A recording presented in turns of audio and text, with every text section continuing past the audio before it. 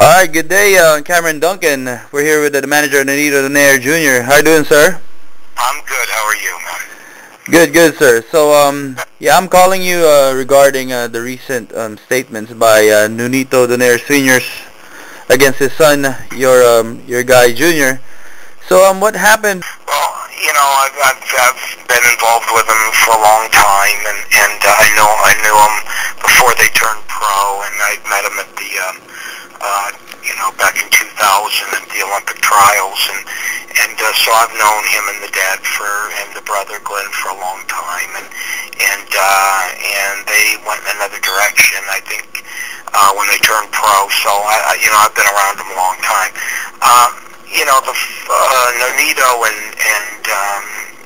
Nonito Sr., we're always squabbling, and always, they would go through periods where everything was fine, and then every once in a while they would get into it, and they got into it to the point where he wanted to come down and live with me in Vegas, and train, and I called his father, and his father said, that's fine, if he wants to leave, he can leave, let him see what the real world is. And Nonito came down and stayed for a while, and then, he came to me one day and said, I want to go back home, and I said, good, because I always wanted him with his father. His father's a great trainer, terrific trainer, and I've had people, not only me say that, but other people, Kenny Adams, who's one of the best trainers in boxing, he's had 18 world champions.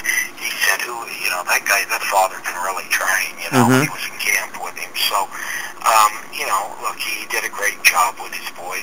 Both of them turned out terrific. But Nonito was the class. He was the class of the two, and they always had little bickering fights and everything. And then when he met Rachel, we tried to hold it together, and it was just constant bickering, and it got really nasty, I was afraid of Rachel too. I was scared to death when he met Rachel. I thought Rachel was going to be a monster and come in and know nothing about boxing and take over. But as I got to know her, I realized that she really does care about Nonito. She loves him to death, and he loves her to death. And I just watched Nonito become so happy. He became a completely different person with her. I mean, personally, he just became so happy. Forget boxing for a minute, and that made his boxing better. But they couldn't get along, and he was arguing with his father, and it was just nasty all the time. And I'd hear both sides, just like you are, Dennis. You're hearing both sides now, and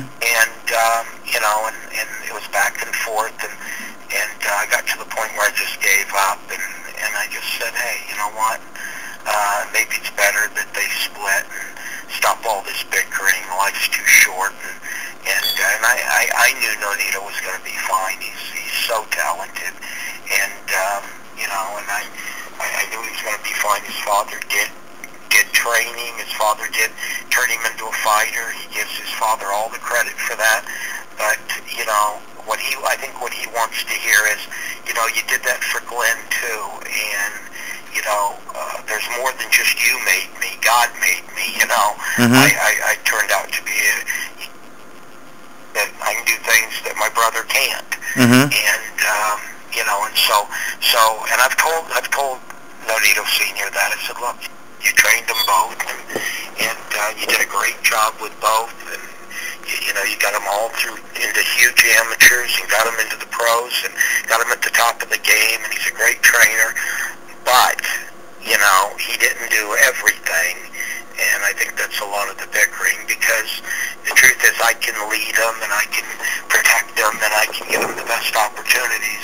But Dennis, if Nonito doesn't win the fights, if he loses like Glenn lost, there's nothing I can do.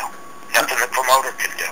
Absolutely. So I think Nonito's special, and I think he always, I think he was kind of hurt by that he felt like he wasn't getting, nothing against his brother. He loved his brother, and he rooted for his brother. And believe me, almost got in a fist fight with Z. Goris after Goris stopped his brother. Oh, really? He was very protective of his brother, but, also I think that was a lot of the bickerings. He felt like, give me some credit, I'm getting this done too.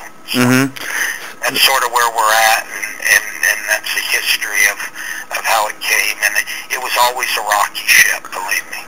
So this didn't just start like how they're trying to paint it, that it just started when Rachel came into the picture.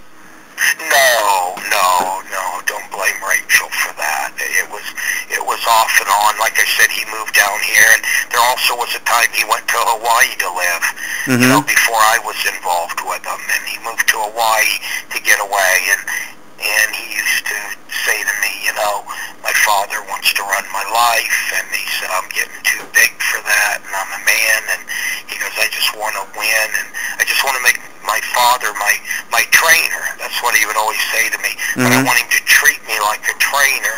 I don't want him to be involved in who I see, who I date, how I live my life. I don't mind him busting me about food or training or running or whatever. But listen, I said to them, I said to Rachel and I used to think, he was so hard on him, so hard on Nonito, but maybe that's why Nonito became such a great fighter. I'm not going to argue that, he did a great job with him, and maybe that's how he gets it out of him, but it was really hard on their relationship.